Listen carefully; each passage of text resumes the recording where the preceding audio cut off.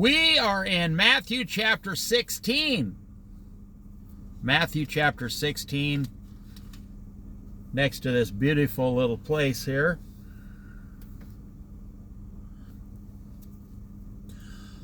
The Pharisees and Sadducees came to Jesus.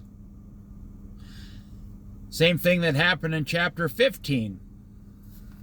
You notice a lot of these stories just repeat the same process. And that's why you got to read the Bible slowly, because it's like telling the same story like 25 times in the entire New Testament, telling the exact same story, say 25 times. But each time they tell it, you get a new piece of information, so you cannot really understand the entire story unless you read the whole Bible and get all the information, because you know how one small piece of information could change everything in the story. The Pharisees and Sadducees came to Jesus and tested him by asking him to show them, of course, everything's about them, a sign from heaven. Now, you have to understand something. These people, honestly, just to be frank here, they don't give a damn about Jesus. They only care about their weekly paycheck, so to speak. They don't care about Jesus. These people don't care what Jesus does or doesn't do. You remember the story when Paul went in and started talking about all the false gods in this city that he visited.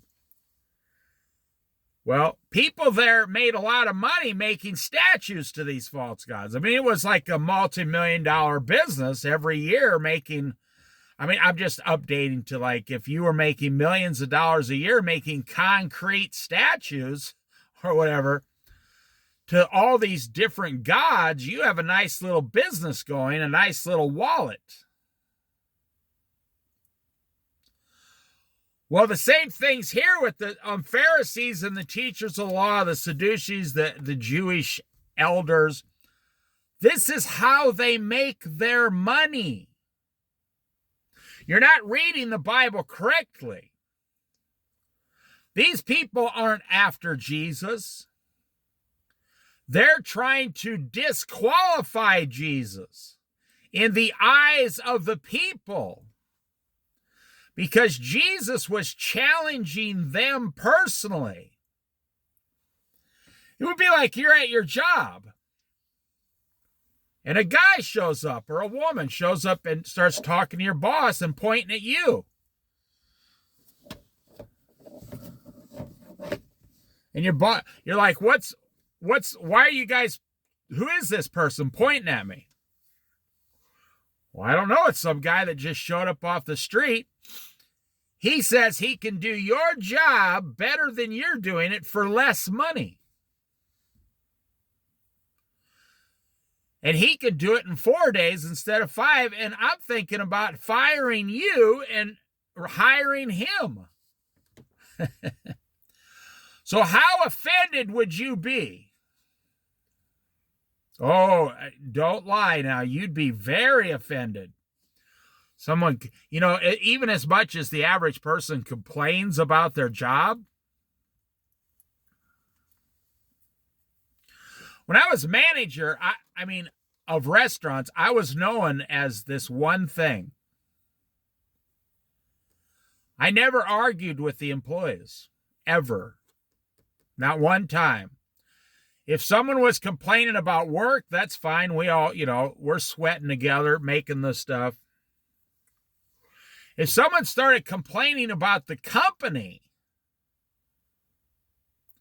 I would say, well, my motto, if you don't want to work here, I will help you get another job, a better job for you. Because I knew people in the community, and I said, I can get you a better job than this one. And the employees be like, And people would ask me, well, who's going to do my job? And I say, well, I would hire someone who actually wants to work here. If you don't want to work here, I'm not going to fire you. I'll help you get a better job. I'll give you references. And that completely shut them down. They said, well, I had like 3 people take me up on it in over 20 years. That just 3 people. And I found those 3 people better jobs. Oh, yeah. One girl, we were making some pizza. And she was not equipped for the fast-paced pizza industry, but she was a very attractive young woman. And I said, I got a job for you. I know a guy downtown who runs a women's clothing department in the department store. Go down there and tell him Dave sent me down here to talk to you about a job. She says, why are you doing that? I said, you're not cut out to make pizzas. But you would be perfect selling clothing. You would be fantastic, and you probably make $1 an hour more. She went down there, came back about a week later and said, that guy wants to hire me. I said, tell him you can start as soon as possible.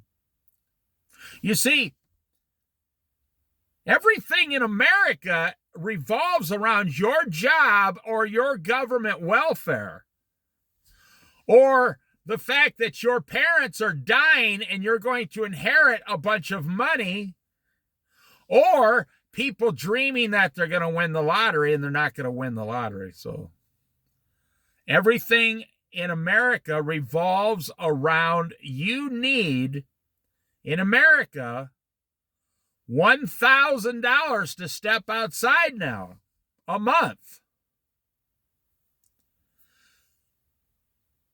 You're not going to get less than $700 a month rent anywhere in America, really. I mean, you can if you go to like a trailer park or something, but you got to own your own trailer, see? You're going to need $1,000 a month for rent, electric, and food for one person. Now, if a person comes in and they're your roommate or you marry the person, hopefully they'll still be your roommate after you marry them. Hey, we got married and I've never seen her since. She took off. So, or if you're just marrying someone in this country so they can get legal citizenship, that happens all the time too. And then they pay you $10,000, but you better not get caught by the government. You'll be in a lot of trouble. You'll go to jail.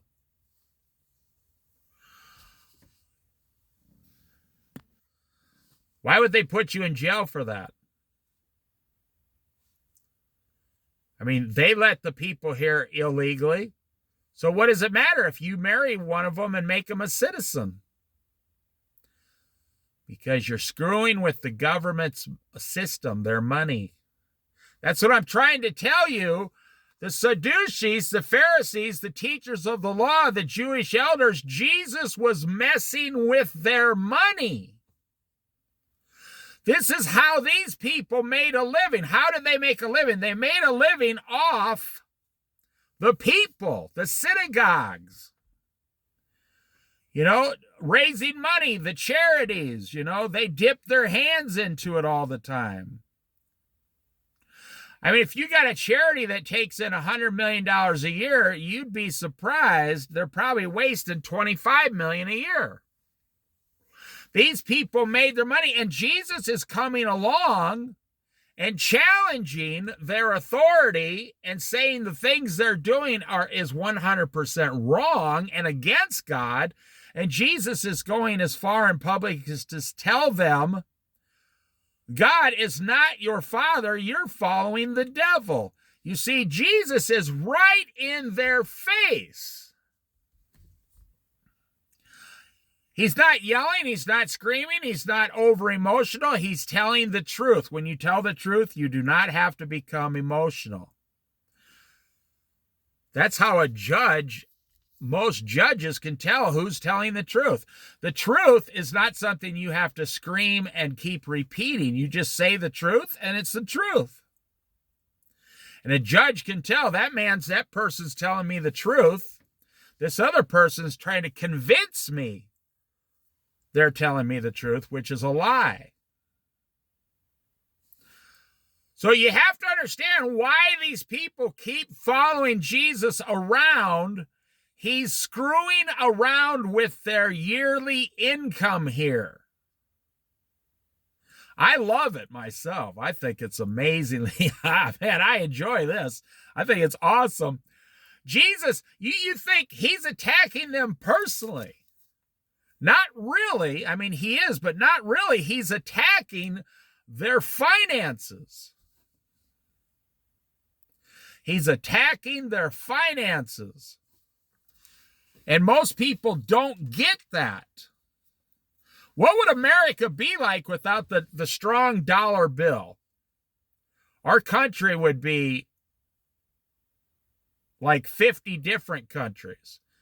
It would be a bunch of factions, a bunch of people running around with, rifles in the back of pickups. If it wasn't for the strong dollar bill, they say the Constitution rules the United States. That's not true. It's the dollar bill that rules the United States of America. So I wanted to make that point very strongly here. Why do these people even care about Jesus? They don't. They only care about the people that they have convinced over the last 20 or 30 years before Jesus showed up to give them 10% of all the money they have in the name of God, but they're not following God. Oh, they may have a synagogue built for the real God, sure, but they're not following God themselves. They're in this for the money. Now, I'm not saying that about all of them, but the ones in charge. Money is the devil's tool. Money is the thing I can guarantee 1,000%. I will give you 10-to-1 odds. I'll win this bet every single time with anyone who wants to bet. Money is one of the top 2 things that's ruining your life. You've never gotten full control of your money. If you knew what it was like growing up in the 40s, 50s, and 60s, now I grew up in the 60s. Man, when young people hear how awesome it was, you kick yourself. You hate today's society. Imagine only working like 10 months a year. 10 months a year. And you would go to your fishing cabin for 2 months a year with your family. And you would do all of this on like a $15,000 a year income. You would have a brand new, convertible in the driveway. You'd have a brand new 2.5 bedroom house, all for $15,000 a year. Your wife would be in beautiful dresses. You had suits. You had a closet full of, suits, because suits were $25 each. An entire suit was $25. You could buy an Italian-made, handmade suit back then for $100. Like one of those pinstripe suits the mob used to wear, the real Italian suits. You know what you could get for $15,000? Gasoline was 39 cents a gallon. You could buy 8 bags of groceries at the store. People used to go to the store and spend 3 hours in there, like once a week on Saturday morning. You had 2 months a year off, and then your boss at Christmas would shut the company down at Christmas for 10 days. And everybody got paid for it. And you would get, before you walked out of the door, they'd have a big party full of food and everything. all the employees, your families were invited to come down to your job. Can you imagine that? Can you imagine your child walking into your job today and your boss goes, "Oh, look, it's so-and-so's son. Hey, come here, buddy." And he gives them a tour and he says, "Let's go talk to your dad or your mom," and gives them some candy and a couple dollars. I'm telling you, that is what it was like. You think I'm living in a fantasy world. I'm not. I saw firsthand that lifestyle. And then you would get a bonus check for like $250. You know how much $250 was? In 1950 and 1960, it was enough for your entire Christmas. I mean, a big Christmas. The food, the ham, everything. The presents, the tree, the lights. Going out to dinner 3 or 4 times with your family. It was enough for your bonus was everything. And the boss, the owner, would come down and pass it out personally. Right before you left. I was there. I received those bonuses when I had some of my very first jobs in the 1970s. I worked for companies that those systems were still occurring. So the Pharisees, the teachers of the law, the Sadducees, the Jewish leaders, they have all that. They're in charge of the money, the purse. You know, there's people in charities, they got 3 or 4 new vans. They got food everywhere, nice offices, everything. And they're always complaining, we don't have enough money. You got to be kidding. You're out of your mind. Everything you have here has been donated from other people. And everything you have is free. You didn't pay for any of it. Well, let's go on, you see. I wanted to give you I spent 15 minutes telling you strongly. You might act the same way. If someone came and started screwing with your paycheck, you would become very angry. You know you would. Everybody knows you would.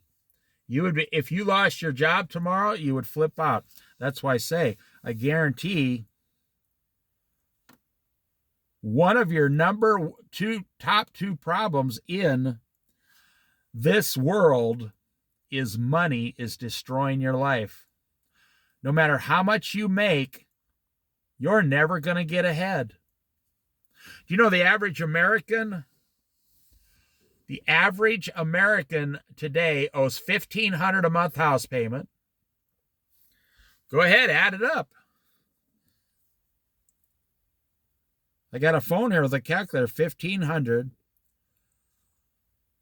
plus $300 a month for gas, oil changes, plus $100 for insurances. If you have a family of 4, $1,000 for food. Your electric is $100 a month. Your cell phones are $100 a month. Your cable is $100 a month. You haven't bought clothes, shoes, nothing for the kids, nothing. No presents, no gifts. Miscellaneous $300 a month.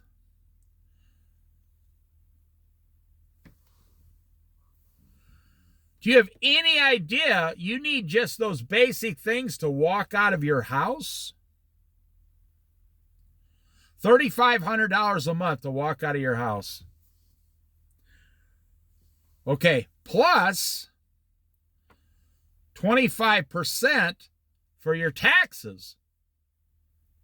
You need $3,500 a month. Bring home cash in hand, in your pocket, in your bank account. You have to add 25% for federal tax, state tax, property tax, local tax, school tax. Should I go on? If you live in a sales tax state, $4,375 a month. Now, wait a minute. This is getting to be some serious money. Guess what? Plus $400 a month for one car payment. $400 a month for one car payment. $4,700 a month. So, now check this out. The average middle-class American needs to bring home $4,500 a month to $5,000 a month. Okay, that's $60,000 a year. What does the average middle-class American make? Under President Bush, they started making like President Bush. Under President Trump, they started making $64,000 a year. Under Joe Biden, that is down to like $53,000 or $56,000 a year. And I never added credit cards. If you got behind on your credit cards, or if you have two car payments, and your wife's car payment's only $300 a month, that would be a miracle. And then all the things the school keeps telling you your children need. So middle-class America needs to bring home $50,000 to just break even. Now, I haven't taken any of your income out for your 401ks, and we haven't paid for your health insurance. I did not add money for auto insurance. Wow.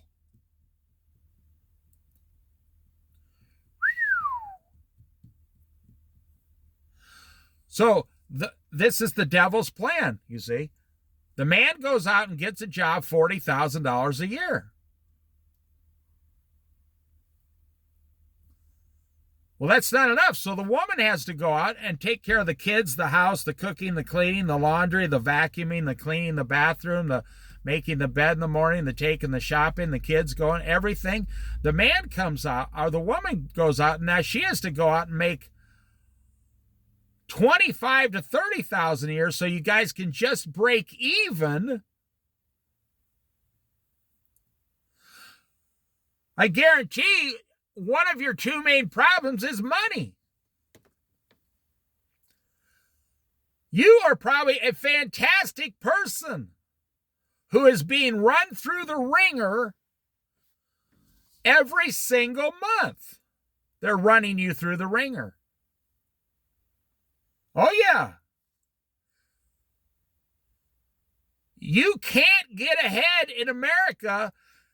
In order for you to get some substantial, a foothold on your finances, you need to make $80,000 a year plus for average middle-class Americans now in all 50 states. Or, like me, do my system. Live on $20,000 a year. Oh. You say to yourself, wow. Are you kidding? If I only needed $20,000 a year? My wife could make that part-time and then we could just all stay home. Yes, you're right. If you can figure out how to live on $20,000 a year, you say, well, that's not possible. Well, then how do you figure 60 million Americans living from the poverty level or below? How do you figure 60 million Americans do it every single year? But you can't do it.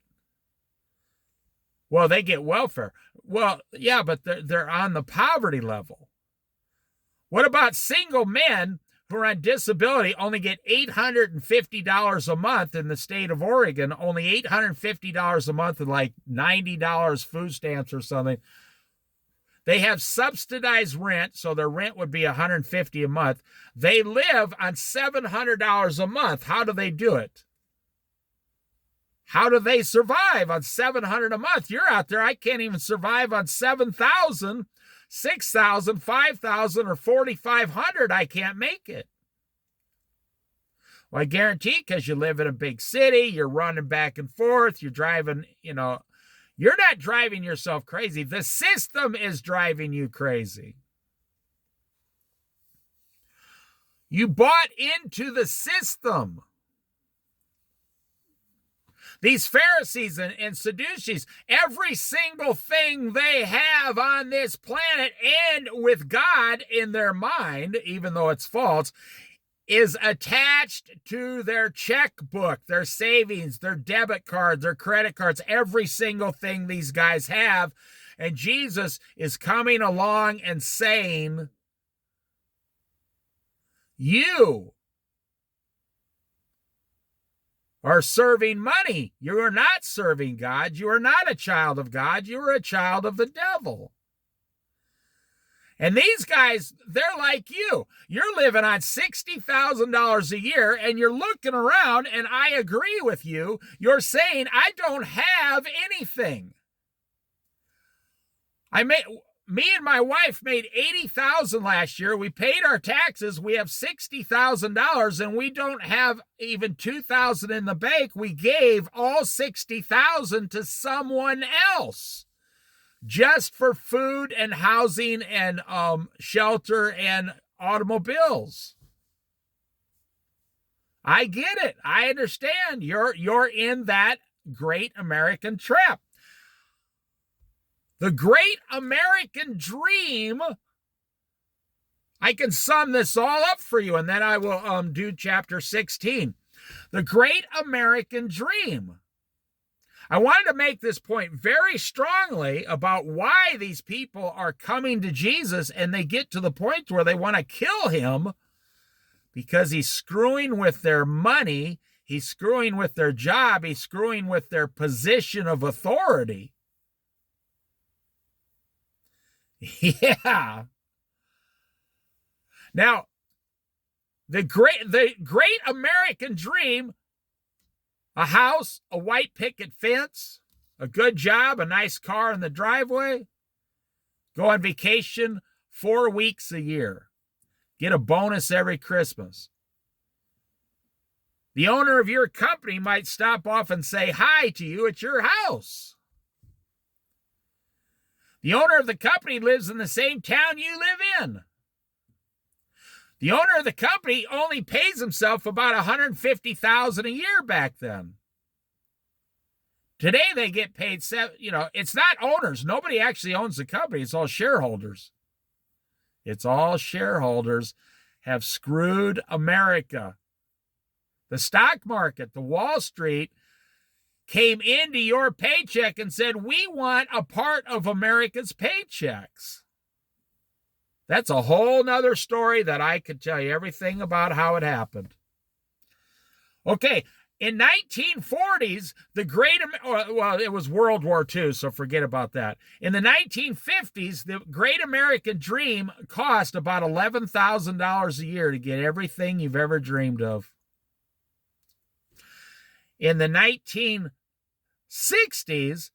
it cost about $13,000 to $15,000 a year. You could have anything you want, man. You know how many muscle cars there were in the 60s, and all the cool vans started coming out, and you could have anything you wanted for $15,000 a year. Family of 4, 5, 6 people. There was no government welfare in the 40s, 50s, 60s, and 70s. Did you know that? In the 1980s, if you went down to get some welfare, you got about $150 a month for a family of 3. Yes. Wake up out there. You're stuck in a capitalist tornado, a tornado of capitalism. You keep spinning around. You can't get out. I have nothing against capitalism. It can make a homeless man a millionaire if he knows how to handle his money. You know, if you make $50,000 a year, every 20 years you make $1 million. Well, how come you're not a millionaire? Everybody relies on property values to go up. And when they're 60 years old, they sell their house and hopefully they can go and do something for the first time in their life. In the 1970s, the Great American Dream was like $17,000 a year. I know because I was living it. Yes. Do you know how good I had it in the 70s, the late 70s? You know, in the early 80s, me and my wife made like $45,000 a year. That's only $20,000 each. We made $45,000 a year in the early 1980s. I could do anything I wanted at any time.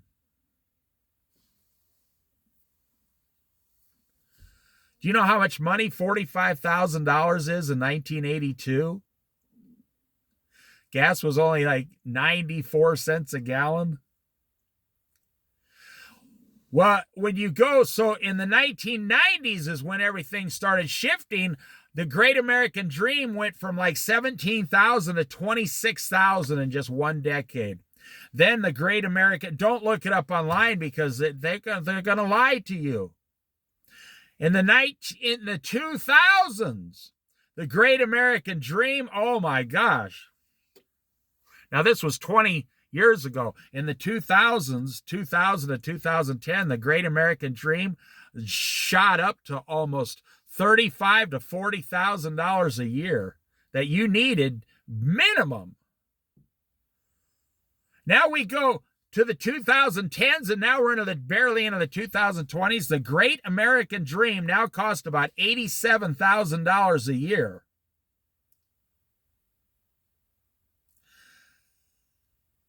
And that's why I'm making these Bible studies. Maybe someone will wake up.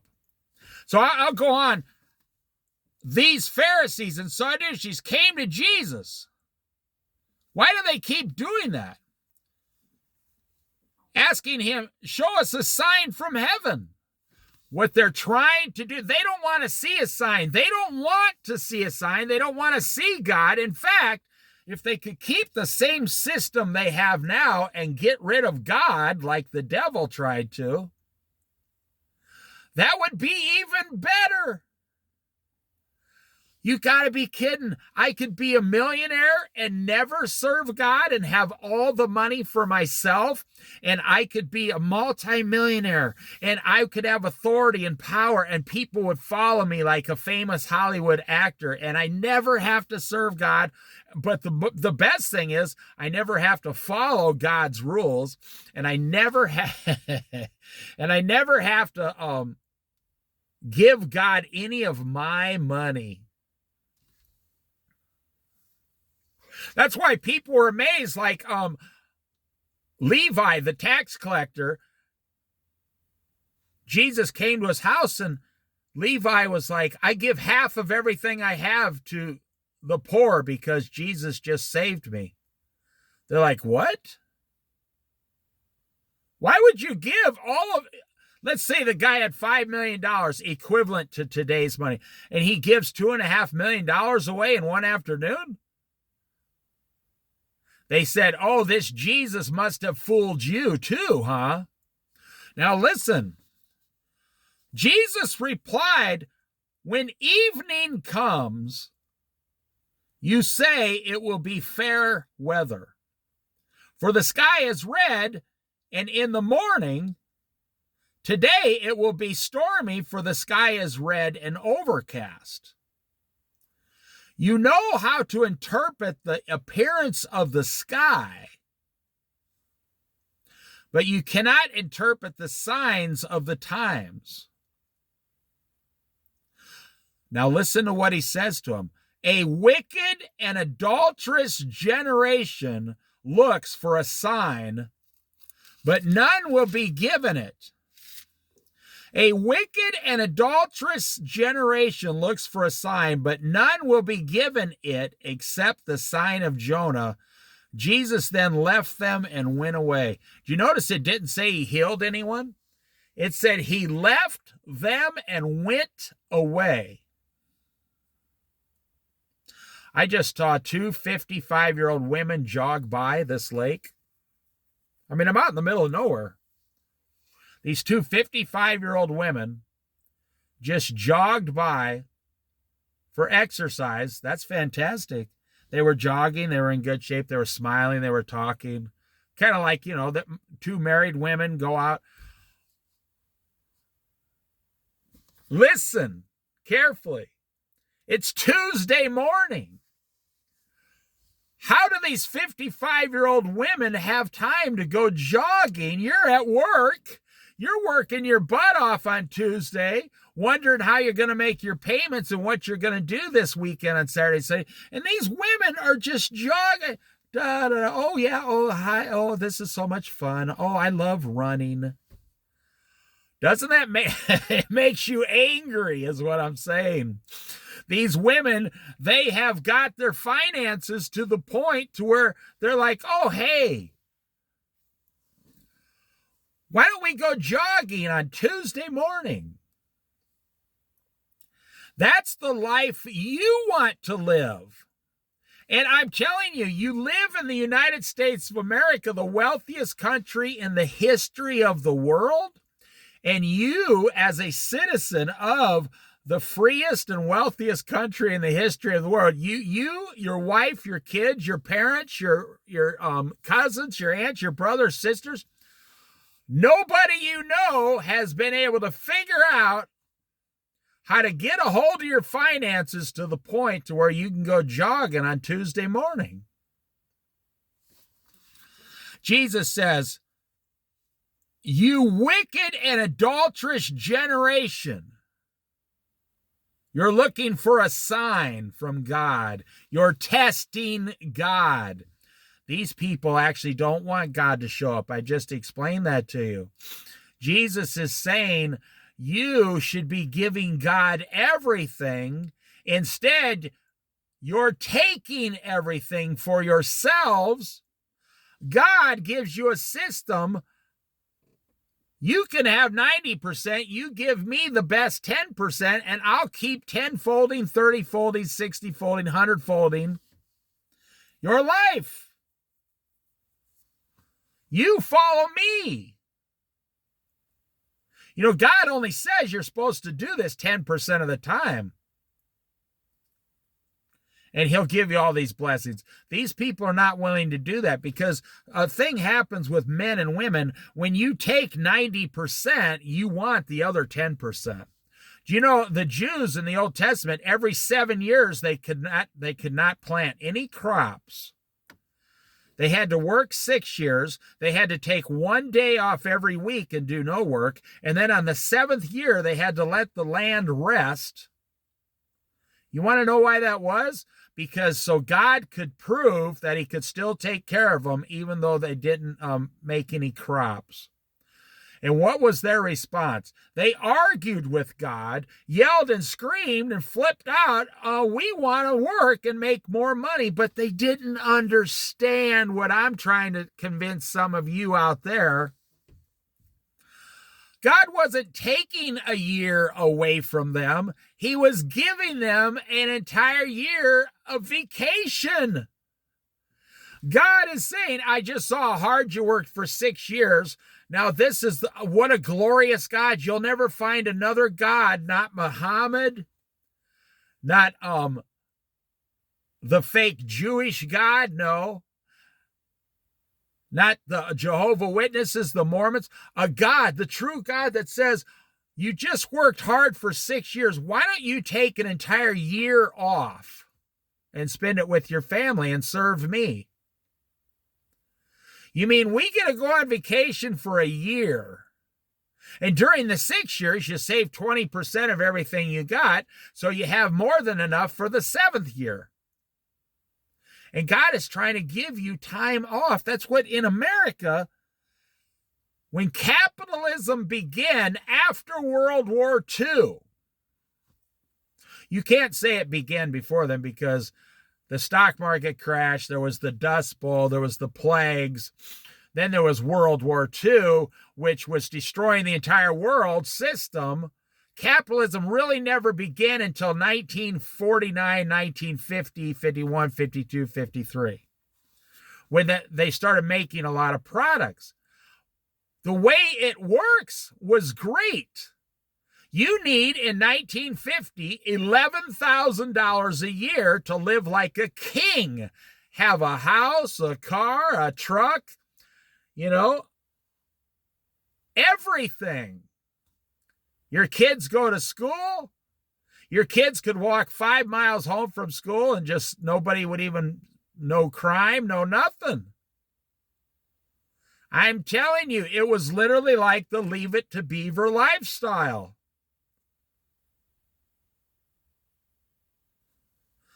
My wife has 5 brothers and sisters. Her dad built a 3-bedroom house, 1-car garage on a lot in a small town in Iowa, drove a grain truck. He just died last year. He was 90 years old.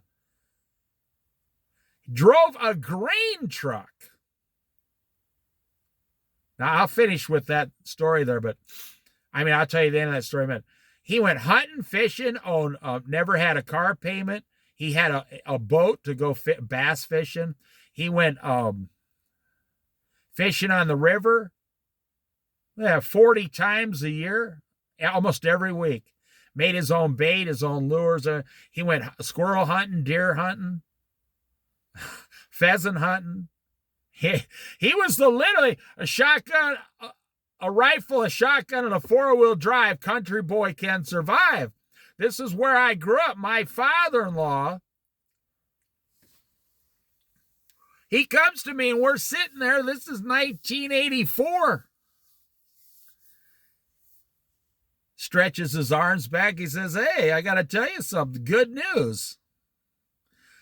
I said, "Yeah, what's up?"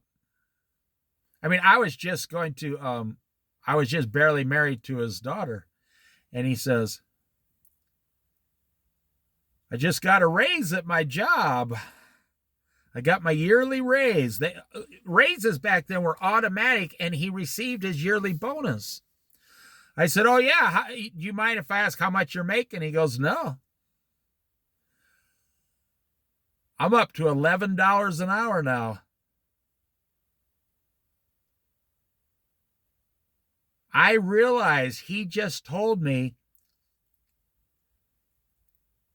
for because there was no welfare back then, $11 an hour, and his wife works somewhere for like $5.75 an hour, like 20 hours a week or something. For $11 an hour, my father-in-law raised 6 children, a wife, a 3-bedroom house, all the hunt, everything I said, on $11 an hour, and he paid.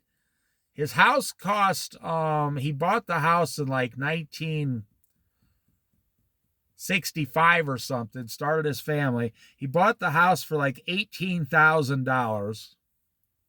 He had it paid off within like 12 years. $11 an hour. This guy did all of that for $20,000 a year, and his wife made like $7,000, $27,000 they raised. Now I can hear you out there. You can't even raise 1 or 2 kids on $70,000 a year today. $25,000. He raised 6 kids and lived this whole life, like I just said. So Jesus is saying a wicked and adulterous generation looks for a sign, looks for God to come down here and tells you, you want God to come down and say, "Oh, you're doing everything great. I'm just not giving you enough money." No, you're not following God's system. How much money, and then I'll get off the money thing here. How much money do you think Jesus would have today if Jesus made $1,000 a week driving a truck or something? He made $50,000 a year. How much money do you think Jesus would have in his bank account? Jesus would save $30,000 every year and live on $20,000. He would make all his own furniture, his beds. He would make everything. All his own patio furniture. He'd go out and saw trees down and build his own deck. Jesus would somehow live on $20,000 a year and save $30,000 a year, while his wife was at home homeschooling the kids. You know this about Jesus. That's why he says, a generation who asks for a sign or asks God to prove himself. You realize they were saying, well, just tell God to prove himself. Now listen to what they asked. Asking him to show them a sign from heaven. Who are you? What kind of a scumbag are you to ask God to open up the gates of heaven to show you, a sinful man following the devil, that God is real? You got to be kidding me. That's why Jesus says down here, you know how to interpret the sky. You can tell me if it's going to rain tomorrow or not. But you don't even know how to interpret the signs of the time or even who's standing in front of you, Jesus, the Son of Man. And you are a wicked and adulterous generation. And no sign will be given to you except for the sign of Jonah. And what sign did Jonah give? He went down and told the king, everybody from the king down to the livestock, better fast in sackcloth and ashes for 3 days, or God said he's going to come down and completely level this place and destroy it. That's what Jonah the prophet said. And the king was so in Nineveh, he was so rattled, he put out an order immediately. Everybody stop doing what you're doing. God's about to kill us and destroy all of us. They repented in humility, meekness, sackcloth, ashes. These people talking to Jesus, these Pharisees, these Sadducees, the elders, the teachers of the law, the Jewish elders, they're coming to Jesus, and you realize how ridiculous it sounds. Hey, Lord, why don't you just have a sign? And they're all looking up in the sky, right? Why don't you just have a sign? Why don't you just open up heaven there and tell God to wink at us and give us a good wave or something so we know, Wow. What is the definition of faith? Believing in something that is unseen. You can't see God's face, but you still believe in him. That's called faith. But you, in capitalist America, you're saying the same thing. Unfortunately, you're saying to God, Lord, if you could just give me some more money, then I will follow you. And God is saying, if you follow me, I'll give you less money, but I'll give you more lifetime Christian experiences with your family. And then at the end of each year, you'll actually have more money in your bank because you'll be living 100% debt-free. And you say, well, Lord, I'm not sure. Should I follow God's plan, or should I follow Jesus around, or should I follow capitalism? And you're stuck. When they went across, now look, Jesus then left them and went away. He couldn't do anything there. These people, their faith was so lacking and small and tiny. They had not. They basically told him, take a hike, get out of here. I saw a 60, probably 5 to 70-year-old guy walking yesterday on the Oregon coast, coming north, central Oregon coast. He was probably on living on Social Security. He had one backpack on him. He was not homeless. He was one of these older guys that said, when I get Social Security, I'm going to travel around on foot and enjoy life for a few years. This guy was on a genuine walkabout, like Crocodile Dundee. And he had a walking stick. It wasn't a big one. It was only about 1.5 to 2 inches thick.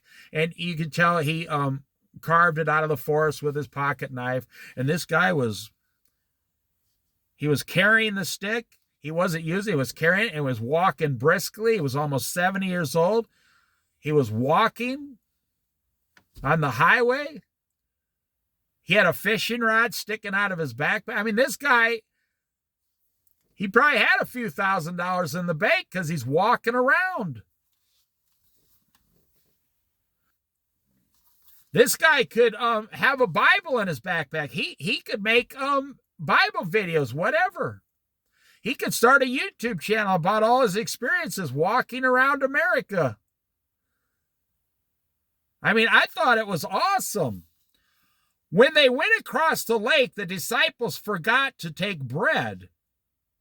So Jesus used this as an example, you see. He said, "Be careful," Jesus said to them. "Be on your guard against the yeast of the Pharisees and the Sadducees." Now, his disciples at this point don't really understand everything he's saying quite yet. They, the disciples, discussed among themselves and said, "It's because we didn't bring any bread." That's so awesome, man. They thought they were in trouble. Jesus just got done talking to the Pharisees and Sadducees about what a wicked and evil generation they are. And then Jesus says, be careful about the yeast of them. You see, be careful of the Sadducees and the Pharisees. He's giving an example like yeast going into a batch of dough. We already studied that. The yeast going into the Pharisees is evil. That's what's going into them. And the Sadducees,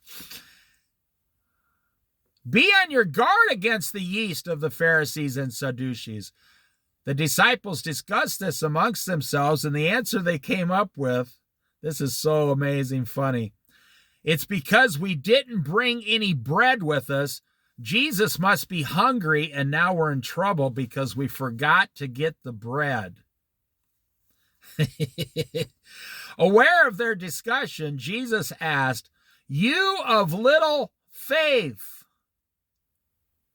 I mean, think about that. Aren't you with me every day and you don't even understand? I'm not talking about physical bread. I'm not talking about a loaf of sliced bread. They were with Jesus. He can make bread and fish appear in his hands if he wants to. They seen him do it twice in the book of Matthew already, and feeding the 5,000 and the 4,000. They already saw this. So why would they think he's mad because we didn't bring bread? Jesus doesn't need you to go buy bread. He can make it himself. He can make it appear in front of him in his hand out of nothing. But they thought they were in trouble, you know.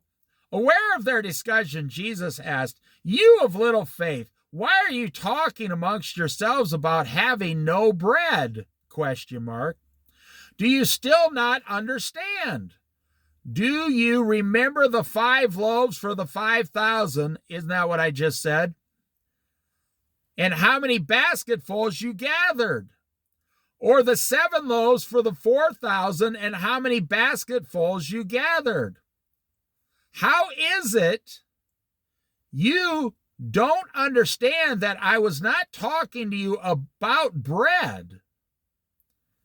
But be on your guard against the yeast of the Pharisees and Sadducees. Then they understood that he was not telling them to guard against the yeast used in bread, but against the teaching of the Pharisees and Sadducees. That's what I was telling you at the beginning of this study. These people are not even following God. They're not following the true God. They don't even care if God shows up.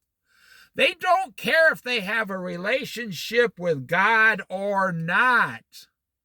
They could care less about God the Father in heaven somewhere They have never seen angels. They could care less. They care about their money. The system.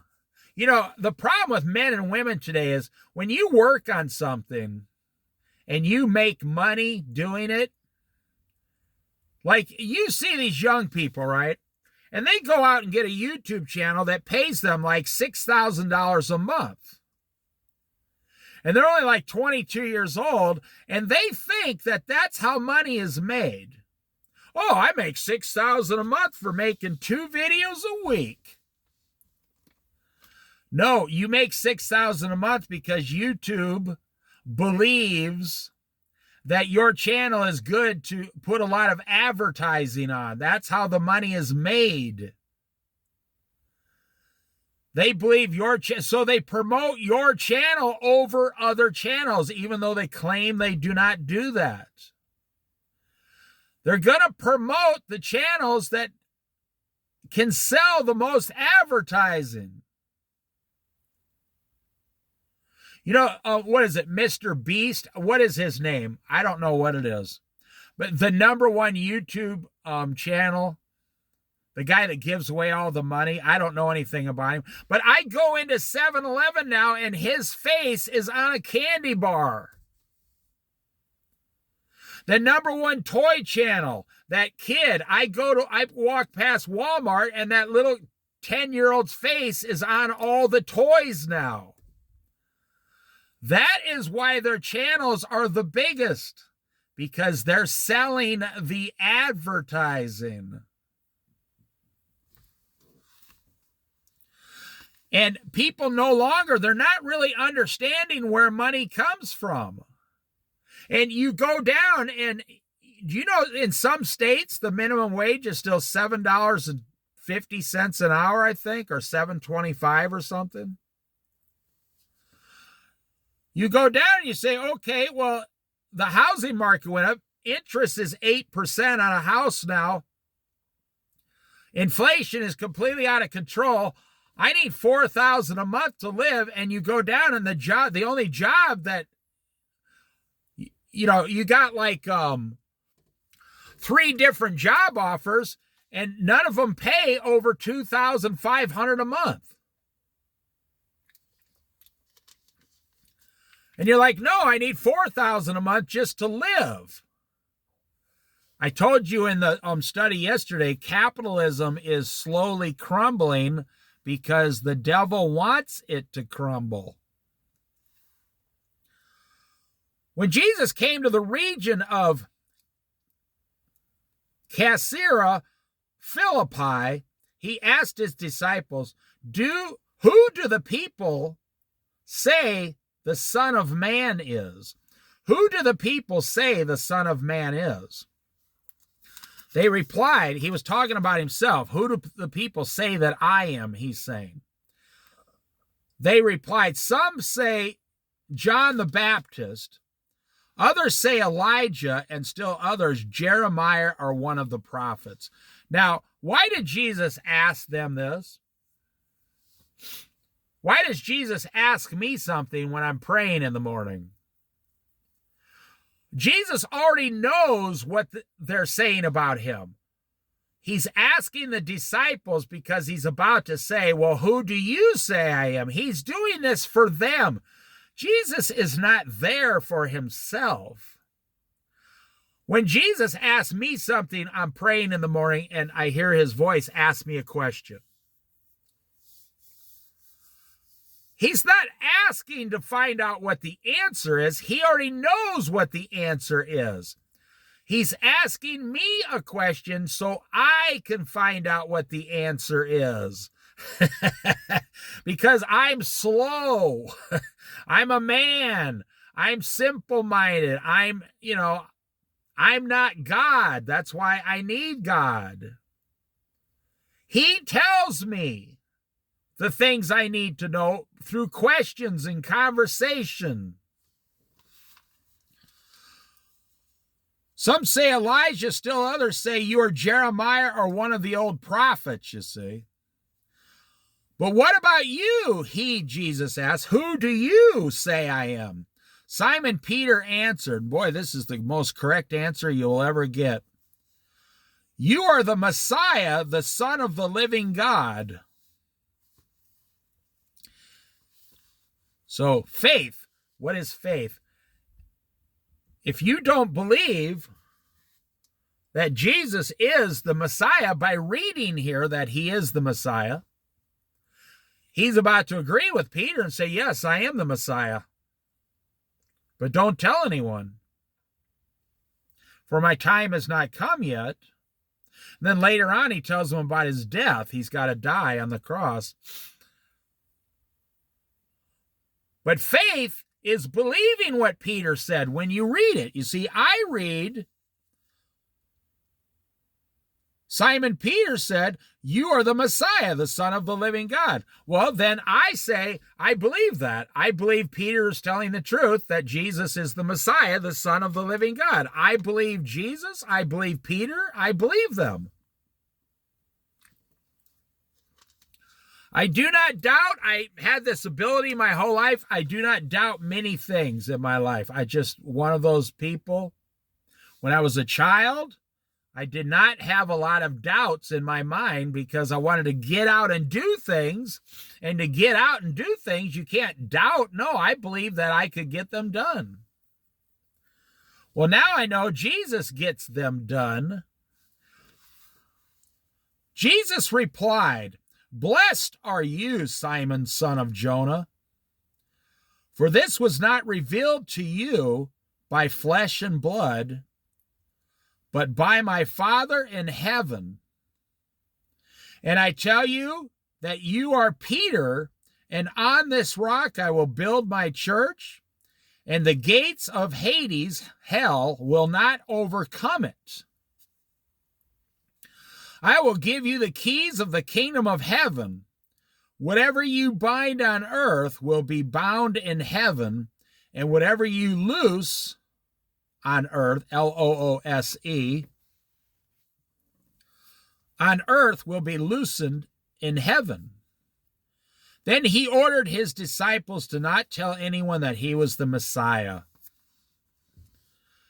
Peter, he doesn't know anything yet. None of them do. But God still spoke to him, and he still heard it. And you got to give them credit. They get up 7 days a week and follow Jesus back down the road wherever Jesus goes, and whatever he says to do, that's what they're doing. Oh, yeah. They're not out there trying to figure out how they can financially profit off Jesus. No. From that time on, Jesus began to explain to his disciples. See, he's revealing more of what's planned now. That he must go to Jerusalem and suffer many things at the hands of the elders, the chief priests, and the teachers of the law. That's what I said, the Pharisees, the Sadducees. All these people hate him, and that he, Jesus, must be killed and on the third day be raised to life. But Jesus, he spent 3 days in the belly of the earth, remember, preaching. Peter took him aside and began to rebuke him. Up there, Peter, he had a great moment when God told him who Jesus was, and now he's having a bad moment just 5 minutes later. You got to have compassion and mercy. We've all been in that position. Peter, Peter's going to save Jesus here. Peter, he was a kind of a big fisherman. He probably went over there and put his arm around Jesus and told him, hey, Lord, listen, those things you talk about, you don't have to. He probably thinks Jesus is worried about it. You don't have to worry, Lord, as long as I'm here. I'll kick their ass. I'll take a sword. I'll cut off their ear. I'll cut off their head. Oh, no, I'll protect you, Lord. You don't have to worry about that. This gets very interesting here. Peter took him aside and began to rebuke him. Peter was rebuking. He just said, you are the Messiah, the Son of the living God. And now, 10 minutes later, whatever, 20 minutes later, the same Peter is rebuking the Son of the living God. He's not thinking clearly. Never, Lord, he said, this shall never happen to you. Now it gets bad for Peter. Jesus turned and said to Peter, get behind me, Satan.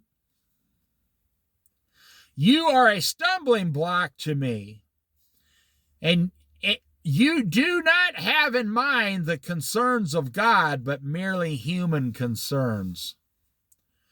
Then Jesus said to his disciples, you see, why did he tell Peter, get behind me, Satan? Because Peter was doing the devil's work right there.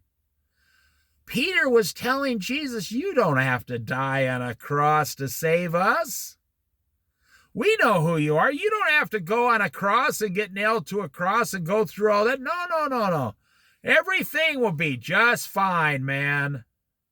You don't have to worry about that, Lord. I never would let that happen. And then Peter's saying, like, even if you're so stupid, Lord, to allow these people to start beating you, I will stop it and protect you. Well, what did he say? You see, he said, get behind me, Satan. You don't have in mind the things of God. You have in mind the things of the devil, the things of man, of the flesh, not the things of the Spirit. So when you're out there making $80,000 a year and you're still not getting ahead, what does that tell you? You do not have in mind the things of God. That's why you're not living according to the things of God. You have in mind the things of the flesh. That's why you're living according to the flesh. What did capitalism buy from you in exchange for the money? They did not buy your spirit. They bought your time and your flesh. They bought your sweat. We need people to take boxes and put them on these shelves. And it's hard, and you're going to sweat all day. We don't need people. Capitalism does not care about your soul. And the only way they have problems with your mind is because your mind is not allowing you to turn into a complete slave. You keep speaking up for yourself at the job, and that's bad for business. In order for capitalism to work, you literally need a bunch of mindless robots doing the work that machines cannot do today as of yet. And go home, never calling sick, and stop complaining. As soon as they invent some robots that can do it, we will all be out of work.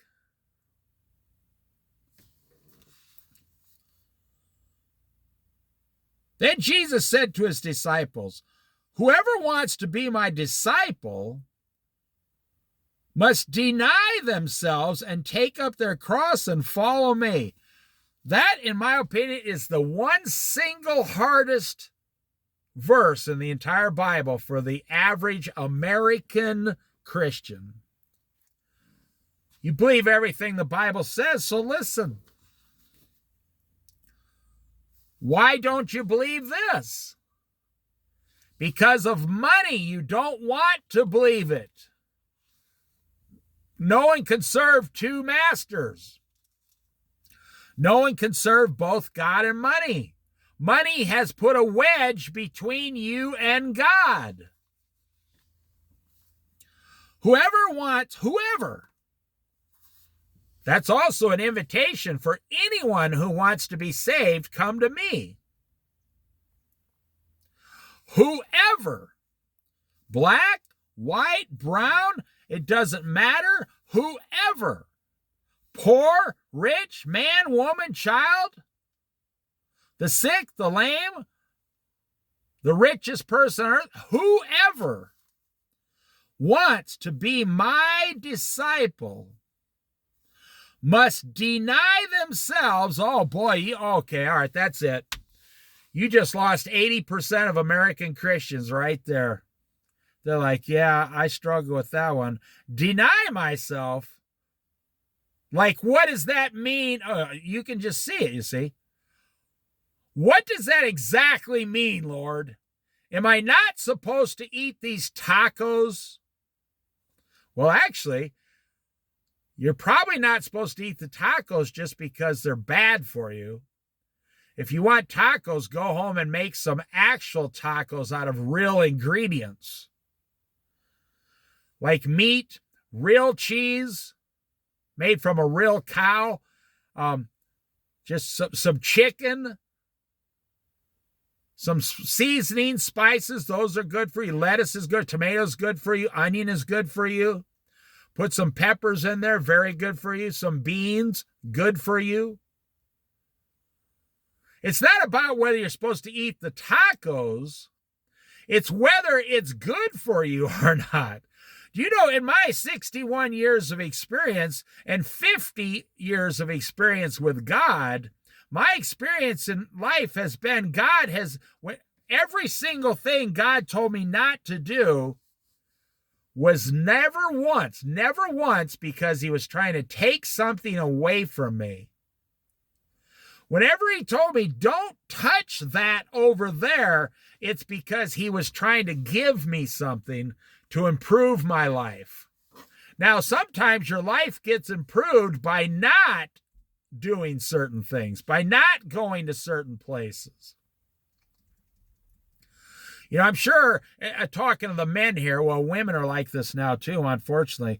You know, you've had friends tell you, hey, just tell your wife, we're all going fishing, the guys, for a 3-day weekend.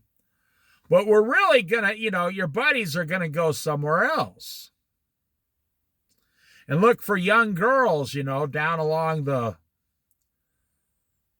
beaches of Florida or something like that. And God says, don't do it. Now, is God saying, I'm trying to punish you by taking that experience away from you? No. He's saying, I want you to not go, and I'm preventing you from a lifetime of pain.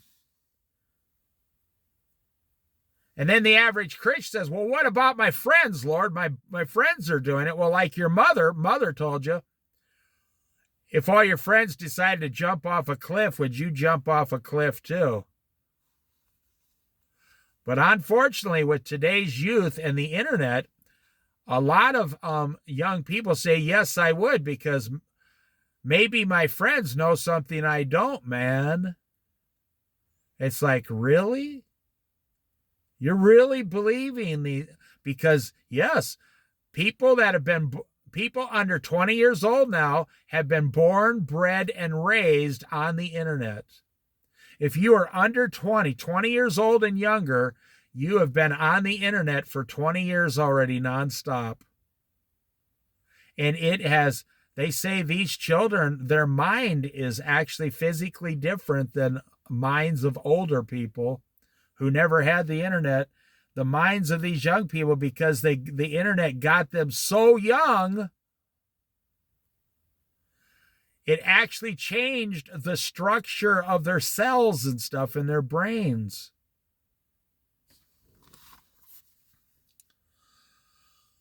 Whoever wants to be my disciple must deny themselves. Yeah. And take up their cross and follow me. Taking up the cross is not as hard as denying yourself. I mean, you can take up the cross. You can buy a cross. You can buy a Bible. You can read the Bible. You can train your family the Bible. But, to read the Bible and give up TV, deny yourself the almighty boob tube, the TV boob tube is called a boob tube because only boobs sit in front of it for mindless hours every week. mindless amounts of time. Whoever wants to be my disciple must deny themselves and take up their cross and follow me. For whoever wants to save their life, now he's giving you incentive. Do you want to be saved? Do you want to save your life? Whoever wants to save their life will lose it. But whoever loses their life for me will find it. You have to leave the things of this world. I don't care if you're 20, 30, 40, 50, 60, 70, 80, or in your 90s. You have to, every age group, you have to leave. When you hear the offer of Jesus, you're supposed to start denying yourself the things of this world and going forward with Jesus in the Word of God, and He will give you everything you're going to need. He'll give you the best job He wants you to work at, the best spouse. He'll give you and your spouse children. You will be serving and living a life of Jesus, with Jesus. Listen to what it says. For whoever wants to save their life, you will lose it. You must lose your life on earth to find Jesus. He's saying no one can serve both two masters. You cannot serve God and the world. That's what he means. You cannot serve me, Jesus, and the things of this world, pleasures.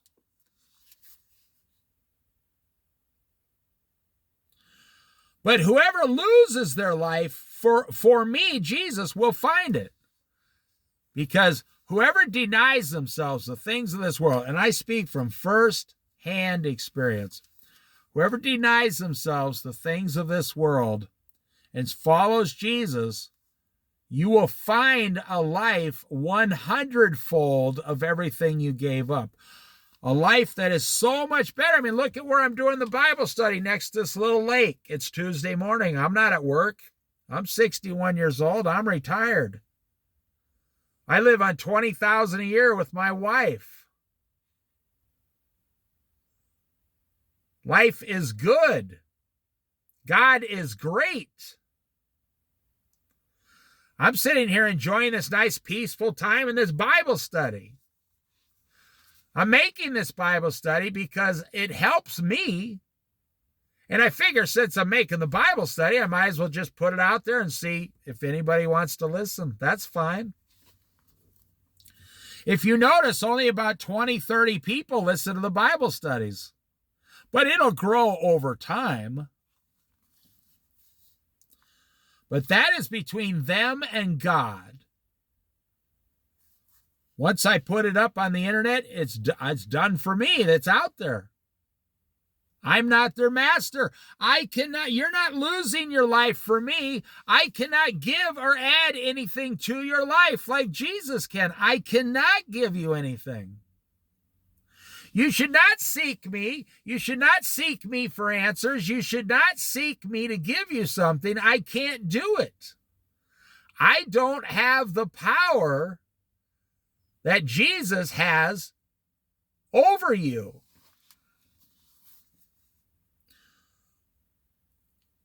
What good will it be for someone to gain the whole world? This is one of the top 10 most recognized Bible verses in the world.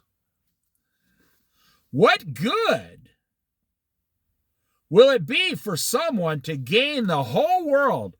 What did the devil offer Jesus after he fasted for 40 days? He offered him all the kingdoms of this earth. What good will it be for someone to gain the whole world, yet forfeit their soul? That is the question. That when I was a young man, I heard that, and it made so much sense to me. I understood. The Lord gave me the ability, the wisdom to just understand it very deeply right away and simply. I heard that as a young man. I'm like, I could go out. Now, I was all like 10, 12 years old. I said I could spend the rest of my life trying to gain things, monies, cars, houses, because I could have done it. because I enjoy it. I enjoy making money. Too much, probably. That's why the Lord saved me from myself, destroying myself. And I would have destroyed my wife and my son in the process, you see. What good is it? Someone to gain the whole world, yet forfeit your soul. So I have all this stuff, and then I die, and I forfeited my soul. I talked about Jesus. I would have been one of those ones where Jesus told me plainly, I never knew you. I never knew you. And I would have lost everything on earth, and then I would have been cast into hell. My soul would have been cast into hell for all eternity. Or what can anyone give in exchange for their soul? That's another question. What if you're able to take all the things you have found and created and bought? You want to know what the most annoying thing about a new car is? You got that car like 6 years and the transmission blows out. And on a new car, a transmission is like $8,000. I mean, after you buy it, labor, everything, having it installed, having it all set up properly. It's like $8,000. And you're not under warranty. That's so annoying. I've never been in that position, but I've known close friends. They bought a brand new car. The warranty's gone. The car only had 80,000 miles on it, and the transmission blew up, and they had to go to the bank and borrow $8,000 just so they could drive their car.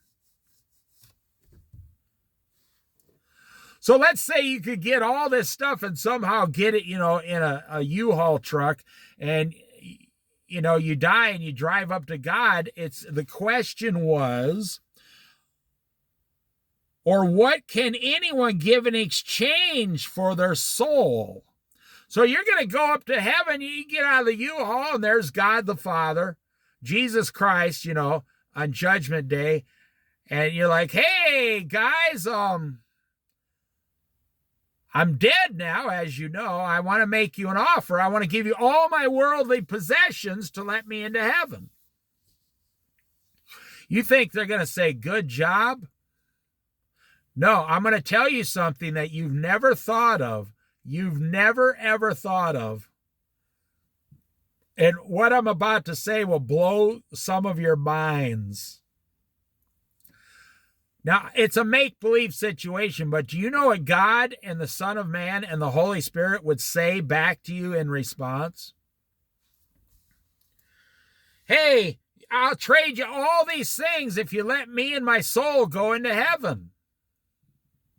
They would say, no, that's not a good deal for us.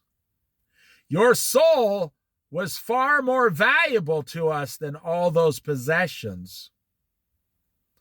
Oh, slap, smack, whammo.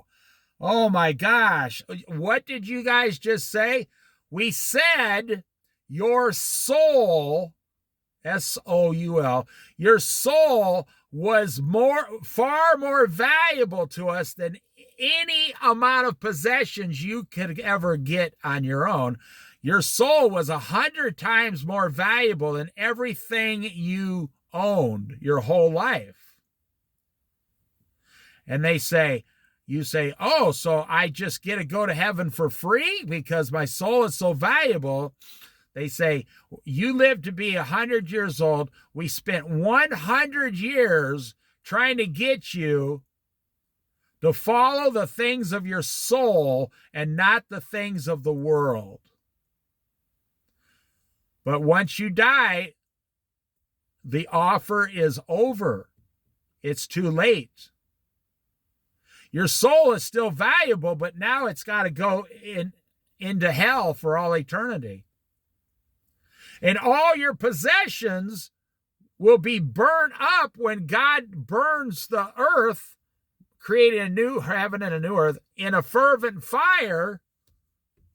They'll probably be burned up way before then anyway, because we're only buying junk today and everything's wearing out. So God is saying, I gave you all that time on earth to stop chasing after material things and start discovering through and with my Son, Jesus Christ, as your master, the things of your soul, the things of your spirit, the Spirit of God in you.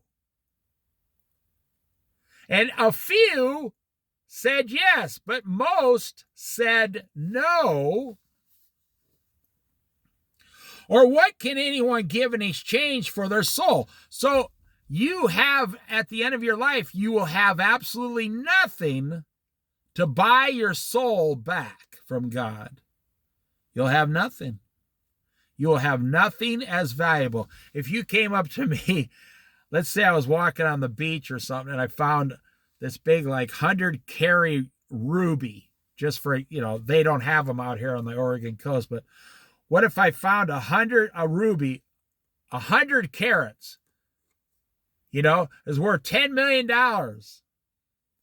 And you came up and said, hey, I'll give you $1 for that. Do you think I'd sell it to you for $1? Yeah, but Dave, you really, really like me. Well, I don't like you that much.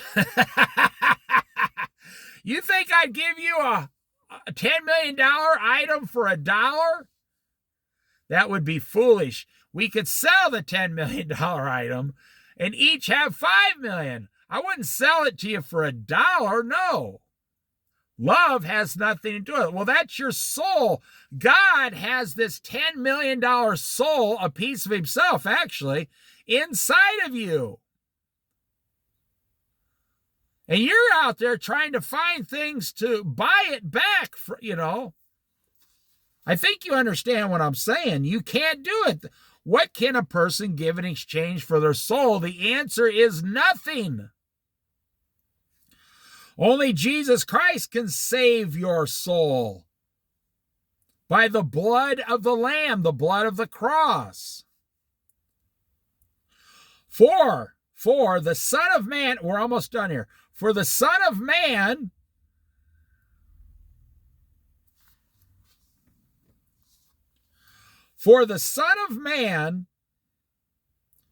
is going to come in his Father's glory with his angels, and then he will reward each person according to what they have done.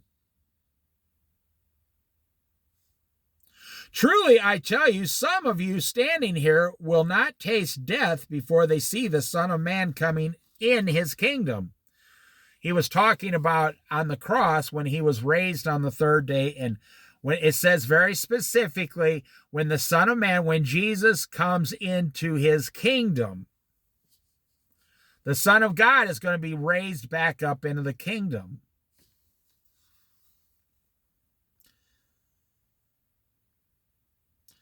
For the Son of Man is going to come in his Father's glory, all the glory, with his angels, but also with us who were raptured, and also with those who were became believers during the tribulation, 7-year tribulation. And then he will reward each person according to what they have done. That's the end of this Bible study, and I'll explain that last part to you. Do not, according to what they have done, you will receive your reward. Do not look at that, my friends. Do not make the mistake of looking at that as works equal salvation. Yeah, but it says according to what we've done. No, it's not what it means. And like you think I should do more works and then I'll receive more salvation. No, according to what you have done, each one according to what you have done. It's going to be an individual judgment. It's not going to be a group therapy session. This isn't the Army, Navy, Air Force, and Marines where we're all just 1,000 soldiers or one unit. No, this is each individual will be judged according to what they've done. Okay, but back up a few lines. That's why they say you should read the Bible one chapter at a time. Read a whole chapter so you know what he's talking about. If you back up, what was he saying before this? He was talking about believers and non-believers. According to what you have done. Well, what did you do? Did you follow Jesus and deny yourself the world? Deny yourself? Did you deny yourself and pick up your cross? Did you deny yourself and pick up your cross, or did you deny Jesus? Did you deny Jesus and pick up the world? Christianity is so amazingly simple. Hey, Lord, I believe everything you're telling me. Okay, well, the only logical solution then would be to follow Jesus. And forget about this crumbling world. And then you learn after following Jesus for a while, I can only get what I really need from Jesus. Or the average American Christian says, Lord, I believe everything you're telling me. And I go to church, most every Sunday. But however, Lord, as you understand, Lord, like the disciples, I have to go out and make the bread and provide for my family. And Jesus is saying to you, do you not, how dull, he called the disciples dull. How dull are you, he's saying to you today, 2023, 24, 25. How dull are you? Don't you understand that I can make bread appear anytime you need it? Yes, a Christian will work, yes. But you want to go through this world with Jesus as the head of your household. For me and my household, we shall serve the Lord, it says. Like King David. He always thought about what the Lord was thinking first. King David, what does the Lord want me to do first? Do you want to go through this world with all the great things Jesus wants you to have? Or do you want to go through this world believing in Jesus, but never ever letting him fully take complete control of your life? To me, I think that's the biggest fool, and I'll tell you why. And I mean this in a respectful, nice way. I'm calling you an idiot, a fool, in a nice way. It's like that down there in Nevada, there's your grandpa, I'll make up a story for you. Your grandpapa, he made you sole heir, his only loving grandchild. But you haven't seen him in 40 years. And a lawyer sent you a packet in the mail. And inside was a map to a small mine in the middle of Nevada somewhere. And it's a small little hidden gold mine by a grove of trees with a little stream coming through, and all you got to go down there and dig the gold out and chip the gold nuggets off the side of the mine, and you'll be rich. But it's going to take some work, and you got to work at it, and you got to go down there, and here's the thing. If you do this, you're going to become very wealthy, But in order to do that, you can't be in two places at once. You can't be in the place you live now and be down at the same time digging the gold. So you have to leave where you are now and give away everything you have now, get in your car and get your family and go down to the gold mine. That's what Jesus reminds me of. Jesus Christ is an amazing gold mine that never runs out. Man, he's got gold, silver, he's got platinum in there, he's got rubies, diamonds. Jesus is an endless gold mine of wisdom. It says wisdom is more valuable than rubies. So Jesus is saying to you, this entire life that you completely have created now is holding you back from following me, Jesus. So your grandpa, you're like, one day, honey, we're going to go down. You tell all your friends everything. I know where a secret hidden gold mine is. And people are like, well, why don't you go get it then? Well, we're going to, I just can't seem to let go of what I'm doing right now. I work at the tire factory or I work at making the donuts factory, the jelly donuts, and I just cannot stop. I love making jelly donuts. Man, I love barely having enough money to live. I love struggling financially. I just love this really hard life here that I've created with my own hands. The only logical thing your friends and family would say, well, then go down to the gold mine and get the gold that your grandpa left you. And you won't ever have to struggle again financially. Well, yeah, I'm going one of these days, I'm going to go down there. That's what you do with Jesus, and that's what Christianity is. Jesus has everything God knows, Jesus knows. All authority has been given to the Son. Jesus is looking at you saying, I can give you every single thing you've ever desired. I put those desires in you. I want to give you the things that will really fill up your soul, bless your family. If you deny yourself,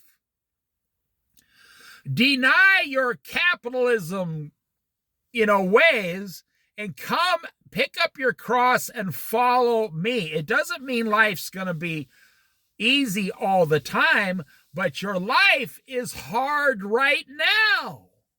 You don't give enough credit to how much your life sucks today. People are, I got Friday off, I'm going to go fishing. Your life sucks. I'll just say it as your friend, as a good old country boy born and raised in Iowa. You're not living a great life. You're living a financial life of struggle. You say, well, we're doing all right. Oh, yeah, you're doing all right. You're doing great as long as you keep the system you're doing now for 30 more years. But the question arises, what about Jesus? What about your belief in Jesus? And what about your Christianity?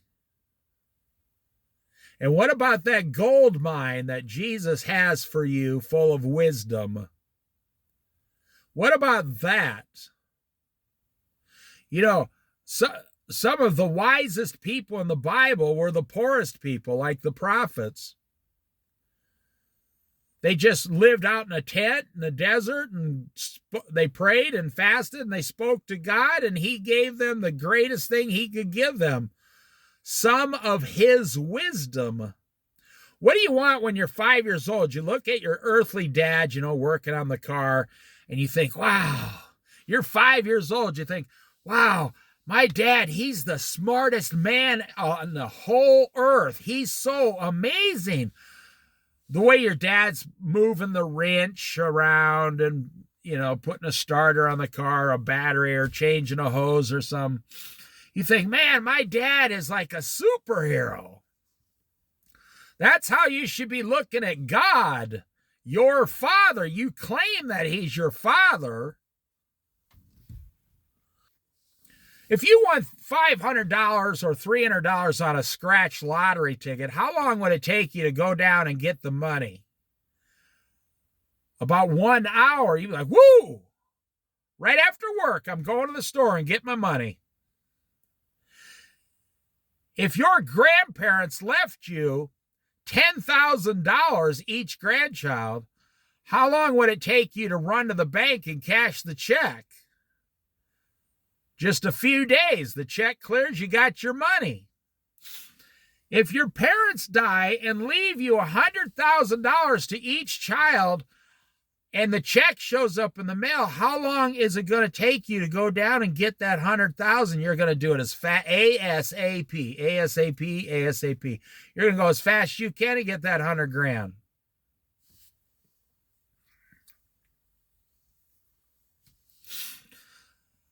I knew a guy 4 years ago who won $100,000 on the lotto, like the Powerball. Yeah. He hit $100,000. Not out here. It was in a state, some other state. I won't say where it was. He won $100,000. Well, he got like $65,000 after taxes. 90 days later, he had like $1,000 left. He paid off both of his auto loans, some of his credit cards, fixed up another, like, I don't know, stock car or something he was working on with his brother-in-law.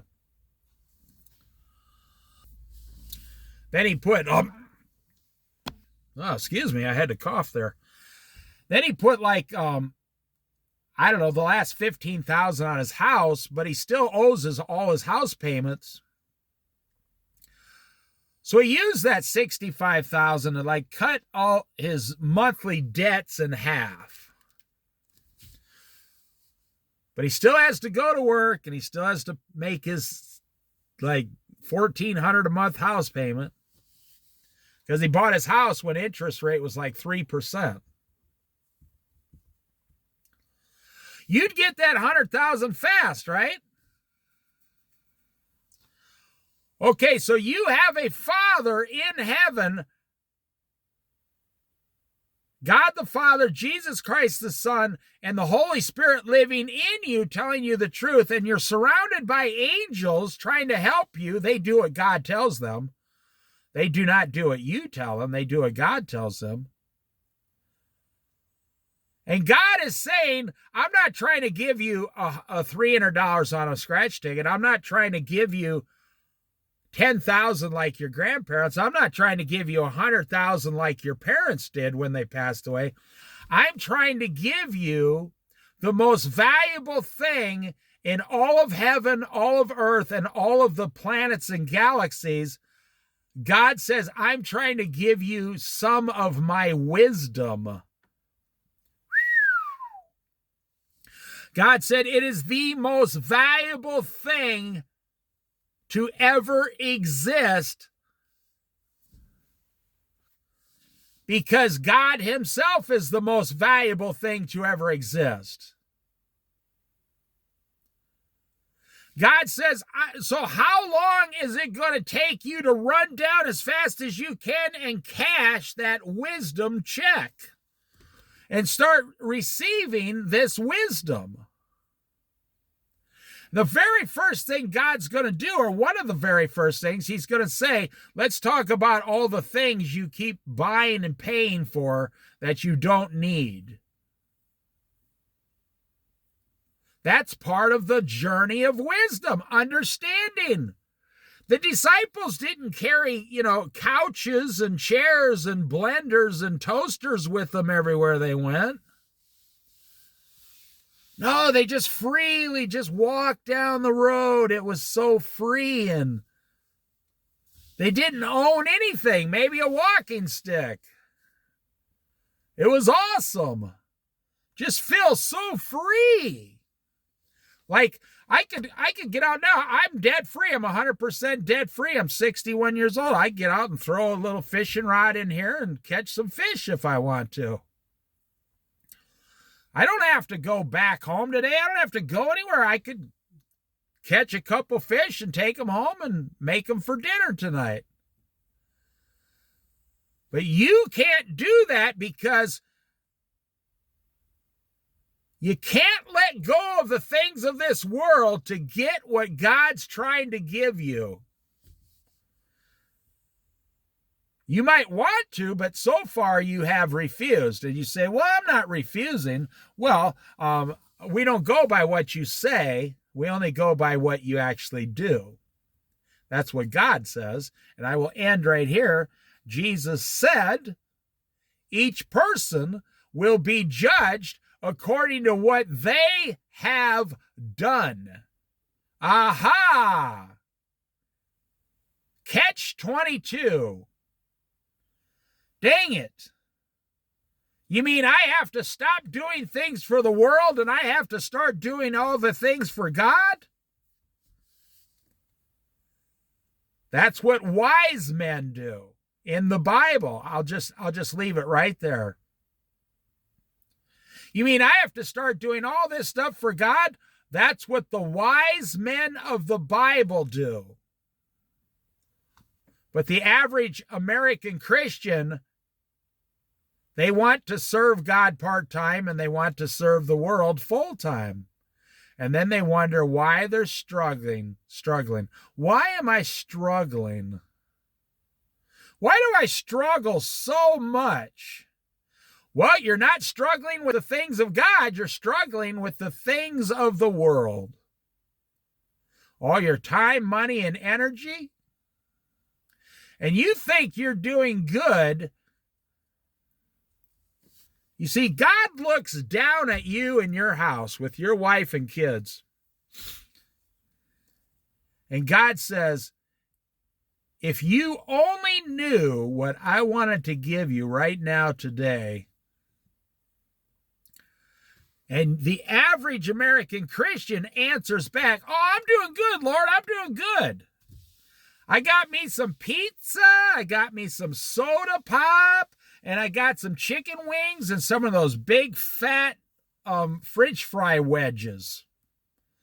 No, I'm doing good. I'll be fine all the way until tomorrow when I wake up. I'll be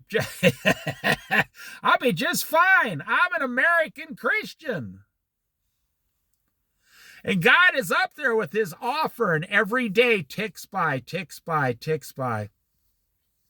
And God is saying, if you come follow me, for whoever, for so whoever. The offer just isn't for you. This is what I love about God. The offer is for every single person that walks straight towards Jesus. That's the only reason I have what I have with Jesus, is because Jesus allowed me, a nobody, to follow him around. Yeah, the small things of this world, like the shepherd boy David. We're nothing, and Jesus gave us things, and now they can never be taken away from us. The things Jesus gave me can never be taken away.